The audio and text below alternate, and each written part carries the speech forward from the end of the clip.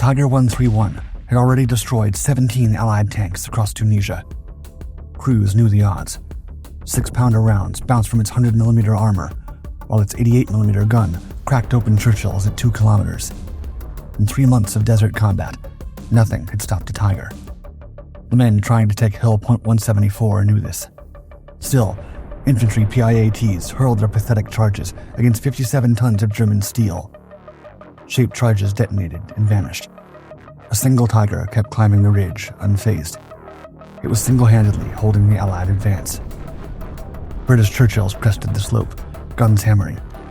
Shells sparked and ricocheted harmlessly. The Tiger's barrel swung toward them. Another slaughter was coming. The Allies fired a desperate volley. Through the dust and smoke, they saw the Tiger's turret freeze mid-turn. There was no explosion. This was better. The roar of Panzer engines had once announced German triumph across Europe. Poland fell in days, France in weeks. The Panzer III, with its 37mm KWK-36, tore through lines alongside the Panzer IV's 75mm gun. Powered by 300-horsepower Maybach engines, these medium tanks seemed unstoppable. Their 30mm armor and 40 km/h speed were perfect for blitzkrieg strikes. A 5-man crew managed its horse and bar suspension, keeping the gun steady across rough terrain. With a 165-kilometer operational range, the Panzer III could punch deep into enemy territory before opponents even knew it was coming. Blitzkrieg had made the medium tank king, but in the endless fields of the Soviet Union in 1941, that illusion shattered. Erwin Otters, a designer for Henschel, stated, quote, "There was great consternation when it was discovered that the Soviet tanks were superior to anything available to the Heer." The medium tank, long the backbone of the Wehrmacht, was obsolete against Soviet behemoths that rolled from assembly lines in numbers that German intelligence had drastically underestimated. From the horizon rolled the T-34, a 26-ton nightmare with armor that shrugged off German shells. Its 76mm F-34 gun pierced German tanks at ranges beyond 1,500 meters. The sloped frontal plates, angled at 60 degrees, gave protection equal to 90mm of vertical armor, turning incoming rounds aside. Behind it lumbered the KV-1, a 45-ton steel mountain, seemingly immune to conventional attack. Its 76mm ZIS-5 gun and up to 90mm of armor repelled German anti-tank weapons. Even the feared 88mm flak struggled against its front, forcing crews to aim for tracks or vision ports in desperation. German tactics of speed and surprise were shattered. Commanders realized their Panzer IIIs and IVs were suddenly outclassed. Every report screamed the same warning. Germany needed something capable of piercing T-34 angles and shrugging off KV-1 fire, a weapon to reclaim dominance on the Eastern Front. The clock was ticking. Even Hitler himself demanded a solution. A new heavy tank, fast-tracked from drawing board to battlefield within impossible timeframes. The order lit a fire beneath Germany's 2 titans of armored engineering, Henschel and Swung, a major industrial manufacturer founded in 1810 in Kassel and famous for locomotives and heavy military equipment, and Porsche, the Stuttgart-based automotive firm founded in 1931 and renowned for its innovative designs and engineering. In workshops and test tracks across the Reich, blueprints sprawled across tables, gears turned, and engines roared as the 2 firms raced to prove whose design would dominate the future of armored warfare. Ferdinand Porsche's creation was a marvel of electrical engineering that promised to revolutionize tank design. The VK4501P featured a revolutionary hybrid drive system. 2 air-cooled 10-cylinder engines generated 210 horsepower each. Power and electrical generators that fed 2 motors driving the tracks. This sophisticated network promised unprecedented torque and mobility for a tank of its 45-ton mass. In theory, the Porsche Tiger's electrical drive bypassed vulnerable mechanical transmissions, letting engines swap quickly in the field. Brilliant on paper, disastrous in practice, overheating copper shortages and unreliable motors turned the hybrid system into a liability. Field trials exposed fires, electrical failures, and breakdowns at critical moments, proving that innovation alone couldn't conquer the realities of war. Meanwhile, Henschel, under the meticulous leadership of Erwin Otters, opted for pragmatism over innovation. Their VK4501H embraced proven mechanical principles, a conventional engine, reliable transmissions, and robust suspension systems. The design featured a Maybach 12-cylinder engine producing 700 horsepower, paired with an Olvar OG transmission system providing 8 forward and 4 reverse gears. The Maybach engine, borrowed from aircraft, paired aluminum pistons with fuel injection for reliable power. After grueling trials and bitter debate among senior commanders, Henschel's design emerged victorious. The Panzerkampfwagen 6 was born. Soon renamed Tiger I, the new model rolled out of Henschel factories as an expression of Germany's obsession with armored supremacy and mechanical perfection. Vertical plates of thick armor wrapped the hull and turret, designed to deflect the shells that had torn through Panzers III and IV like paper. The frontal armor measured 100 millimeters thick, manufactured from face-hardened steel plates that underwent sophisticated heat treatment to maximize hardness while maintaining flexibility. The armor's chemical composition, with high carbon content and chromium and nickel additives, created plates that could absorb tremendous kinetic energy without catastrophic failure. Side armor tapered to 80 millimeters, while the rear maintained 60 millimeters of protection. The turret, a masterpiece of protective engineering, weighed 11 tons and featured 100mm frontal armor curving seamlessly into 80mm side plates. To face a Tiger was to confront a fortress that moved. Its weight demanded engineering innovation previously untested in production vehicles. The chassis carried a complex overlapping and interleaved suspension system, a lattice of road wheels, torsion bars, and massive return rollers that distributed the enormous load across specially designed tracks. Its 16 overlapping torsion bar road wheels per side spread the 57-ton weight across 725mm wide tracks, lowering ground pressure to just over 1 kilogram per square centimeter. Precision engineering that let the massive tank move where others would sink. Each track weighed 24 kilograms, requiring specialized lifting equipment for maintenance and replacement.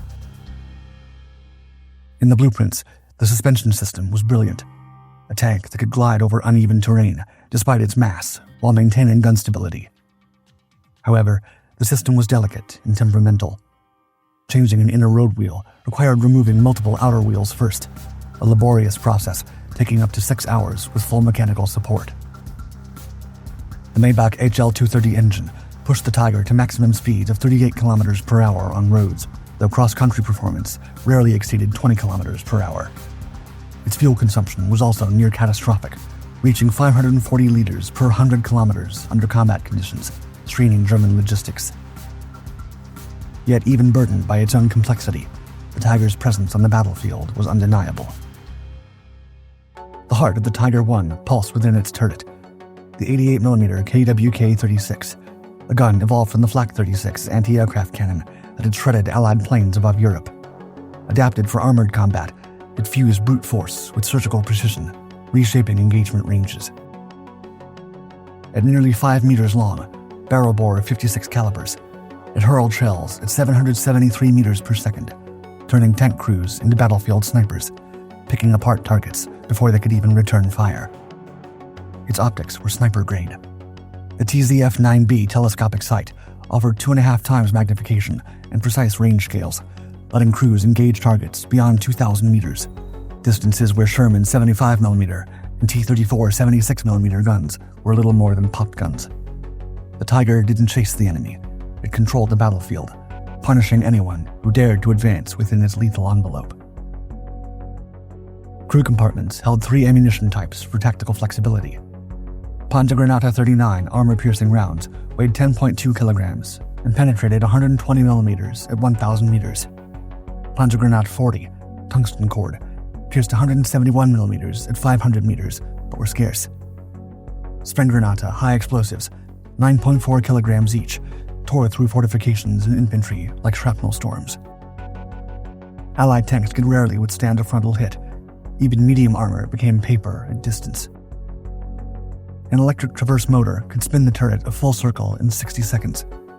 The gun's hydraulic pneumatic recoil system absorbed the shock from its 5-ton barrel, sliding back 400 millimeters before snapping to battery. It let crews fire follow-up shots without shaking the turret apart. In skilled hands, it could put out 6 rounds a minute, though real combat usually cut that to 3 or 4. That lagged behind the M4 Sherman's gun at 8 to 12 rounds per minute, and the T-34's at 6 to 8.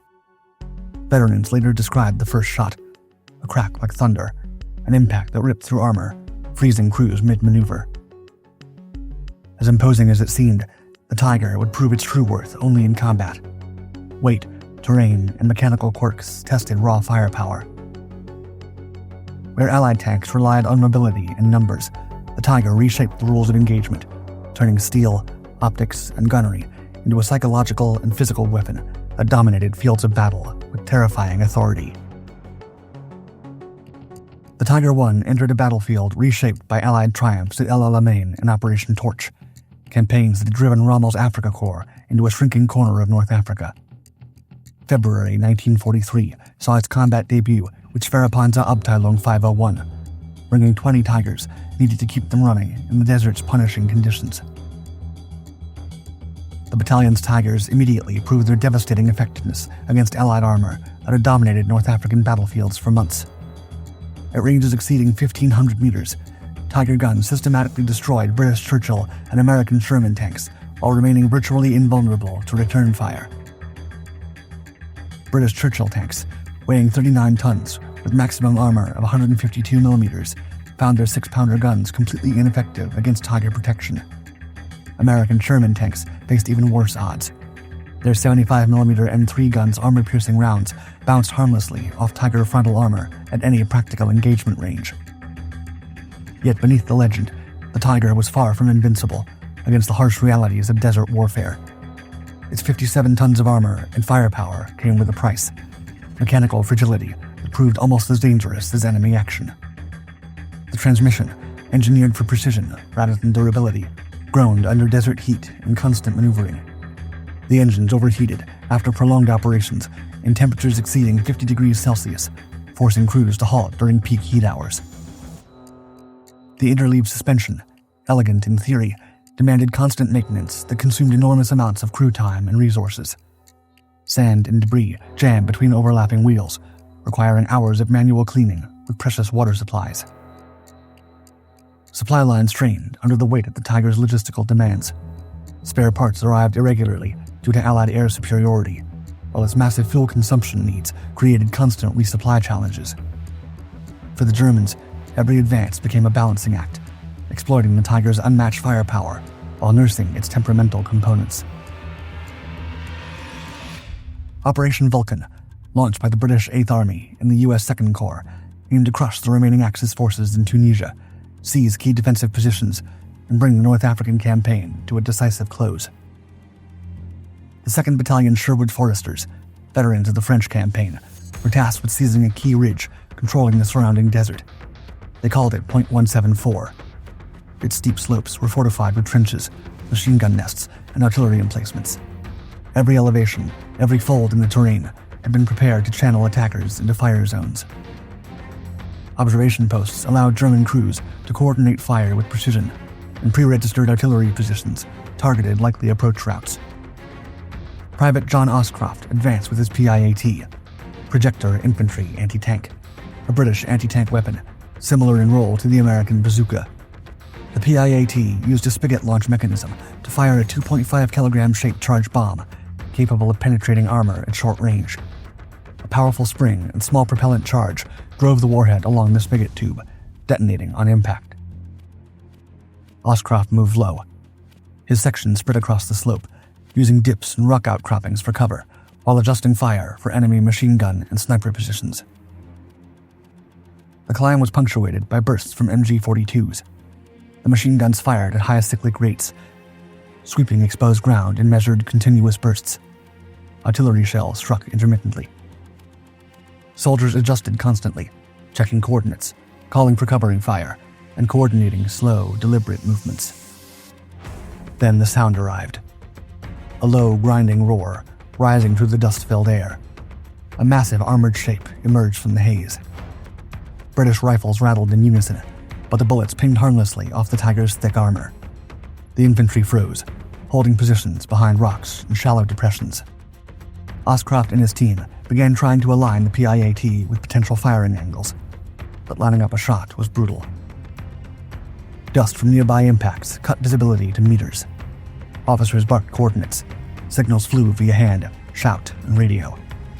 Each section edged forward, in sync with the Tiger's sweeping barrel and MG bursts below. The Tiger forced the pace. One misstep could draw its attention, and the armor-protected turret and hull would respond instantly. The ridge was a controlled grid of defensive fire, and Tiger 131 was at its center. The Foresters continued their methodical advance, exploiting every fold and depression. Private Oscroft finally found a clear line of sight, bracing for the moment to fire. Oscroft crouched behind a low outcrop. PIAT braced. He adjusted his aim to the tank's side, calculating angle and distance, the weapon's spring mechanism cocked at maximum tension. The 2.5 kilogram spigot bomb had to strike perpendicular to armor to be effective. Frontal attacks were useless. The shaped charge could not penetrate 100mm hardened steel. He focused on the command hatch, a narrow metallic opening. He fired. The PIAT launched with a sharp mechanical crack. The projectile struck the turret side. The shaped charge detonated, creating a bright flash and audible impact. But the armor held. The Tiger 131's massive hull continued forward, unaffected, tracks crushing rock and sand. The recoil of the weapon reverberated up Oscroft's arms, but the tank did not pause, the turret readjusting to the next section of advancing infantry. Infantry scrambled for cover, diving behind rocks and shallow dips as the Tiger's turret swung with relentless precision. Machine gun bursts cut across open lanes. Dust and sand whipped into the air, and every movement became a tense negotiation with the armored giant bearing down on them. Oscroft reloaded the PIAT for a second attempt, moving with deliberate care behind another rocky outcrop. He aligned, aimed, counted breathing cycles against the tank's sweep, and fired again. Impact echoed across the ridge, and again, the armor resisted. The situation teetered on the edge of disaster. Then, over the lower slopes, the dark silhouettes of British tanks emerged. The 48th Royal Tank Regiment's Churchills lumbered onto the ridge. The Churchill 7 tanks, weighing 39 tons, were outgunned and outmatched by every measure that mattered in armored combat. Their QF 6-pounder guns, firing 57mm rounds, could only penetrate 74mm of armor at 500 meters, insufficient against even the Tiger's side plates. But still, they were ready to throw everything into the fight. As the Tiger's massive turret slowly pivoted toward the approaching Churchills, the first shots rang out. Shells tore through the air, striking against 100mm armor with a hollow clang. Sparks flew, metal groaned, but the Tiger barely flinched. Tiger 131's turret swung, the 88mm gun tracking the Churchills. The first round from its main gun slammed into a nearby tank, carrying through armor, sending debris and smoke into the air and silencing one of the Churchill crews. The remaining Churchills pressed on. Then fortune intervened. A 6-pounder armor-piercing round, or perhaps a captured 75mm, found its mark. It struck the main gun barrel, bounced down, and wedged into the turret ring. The mechanism jammed. The next shell hit a lifting lug, freezing the gun's elevation. Sparks erupted from the turret's interior as a final shot smashed the commander's cupola, sending metal fragments scattering and wounding crew members. Inside, the Germans scrambled. Controls were unresponsive, instruments shattered, and the weight of the tank's armor no longer a protection, but a trap. The crew abandoned the Tiger, clambering over the tracks and into the sand. The mechanical giant sat still, silent but intact, a hulking prize amidst the churned-up desert, as the Churchills circled and infantry cautiously advanced. For the first time, the British had captured a fully intact Tiger.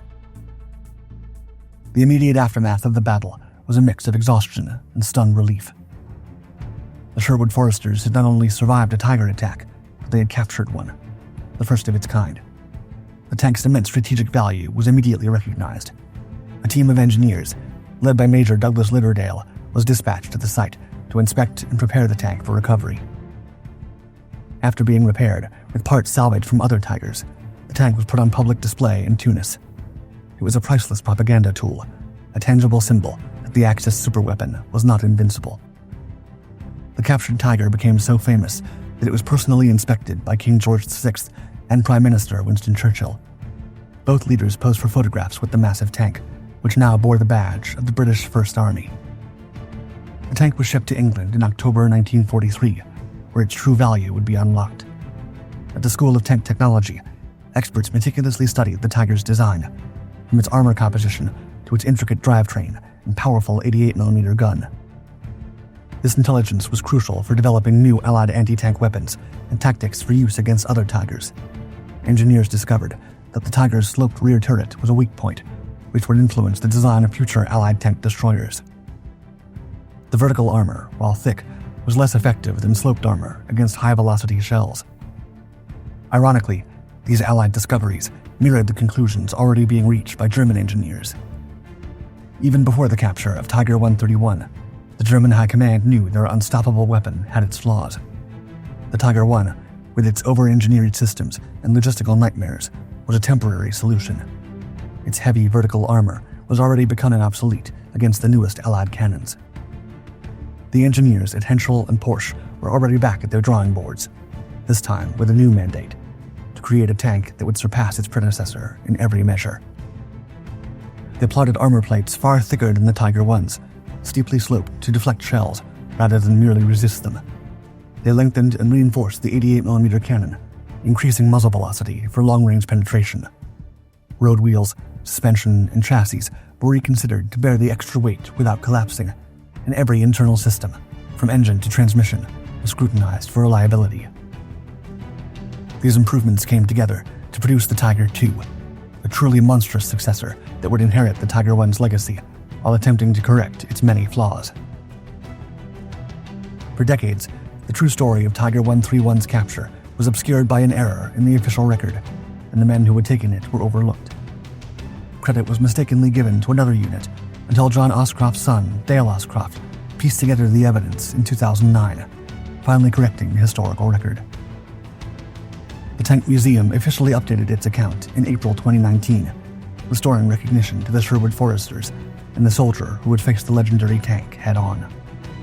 The capture of Tiger 131 was a watershed moment, not just for the Allies, who now had the ultimate intelligence prize, but for the Germans, who were forced to confront the flaws of their own perfect machine.